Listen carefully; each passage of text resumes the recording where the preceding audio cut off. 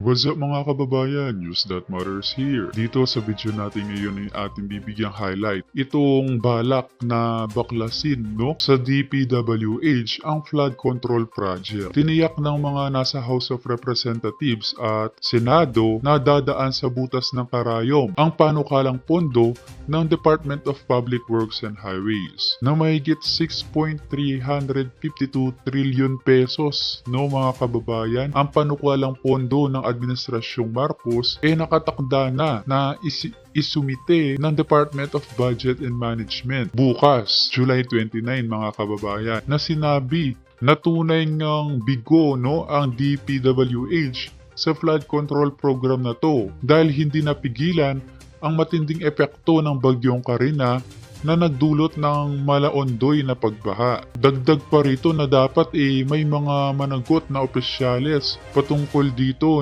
napakalaking budget ang inilaan para sa flood control funds ngayong 2024 pero tila'y walang napala ang taong bayan sapagkat libu-libong mamamayan ang binaha ng bagyo. Sabi nga ng taong bayan pinondohan ng malaki ng gobyerno ang DPWH na umaabot sa bilyong halaga tapos malalaman lamang na may mga politiko na nauupo ang nagkamkam dito kung kaya't walang nangyari. Kailangan talagang busisiin ang todo ito dahil sinasayang nila dahil pera ng taong bayan ito at hindi pera ng mga buwaya. Kung kaya naman mas mabuti nga na isulong ng Senado na alisin na sa Department of Public Works and Highways ang trabaho ng pagpapagawa ng flood control project sa Metro Manila at buong bansa na bunsod ng nararanasang pagbaha sa Capital Region at ayon rin kay Senator Francis Tolentino dapat ay ilipat na lamang sa Metropolitan Manila Development Authority o MMDA ang trabaho ng pagpapagawa ng mga flood control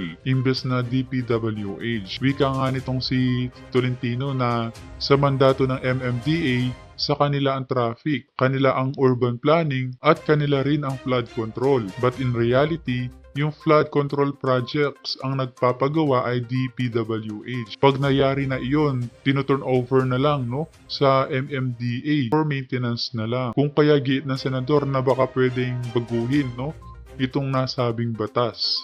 Bukod sa DPWH mga kababayan, nais din alisin ni Senator Tolentino ang Housing and Land Use Regulatory Board, ang urban planning upang mapalakas di umano ang kapangyarihan ng MMDA sa pag-issue ng mga permit na para di umano mabigay ang full authority ng flood control sa MMDA. Sisiyasatin ng Senate Committee on Public Works sa Martes, July 30 ang issue ng malawakang pagbaha sa Metro Manila ngayong nananalasa ang bagyong Karina at Habagat. Bukod sa DPWH pinatawag din ang mga opisyal ng DA, DNR at DILG. Kung kaya naman mahaba-habang hearing yan ang mangyayari.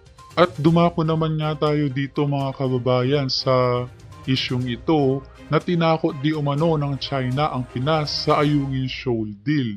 Pinalaan ng China ang Pilipinas na iwasan di umano ang lumabag sa kinasa nilang kasunduan para mapahupa ang tensyon sa West Philippine Sea. Ang babala ay ipinarating ni China Foreign Minister Wang Yi kay DFA Secretary Enrique Manalo nang magpulong ang dalawa sa ASEAN Summit sa Laos noong Biyernes. Nagkasundo nga ang bansang Pilipinas at China noong nakaraang linggo upang mapahintulutan ang resupply mission sa mga sundalong nakadestino sa BRP Sierra Madre sa Ayungin Shoal. Sabi ng China Foreign Minister Wang na dapat tuparin umano ng Pilipinas ang kasunduan at huwag aatras o gagawa ng mga bagay na magreresulta ng komplikasyon sa kasunduan. Maaaring pagsisihan di umano ng Pilipinas ang paglabag sa kasunduan. Kung kaya naman ang sagot ni Manalo dapat tumpad din ang China sa kasunduan ng Pilipinas. Kung kaya naman itong Sabado lamang mga kababayan, muling nagbabala itong si Wang kay Manalo na huwag maglalagay ng intermediate range missile mula sa Estados Unidos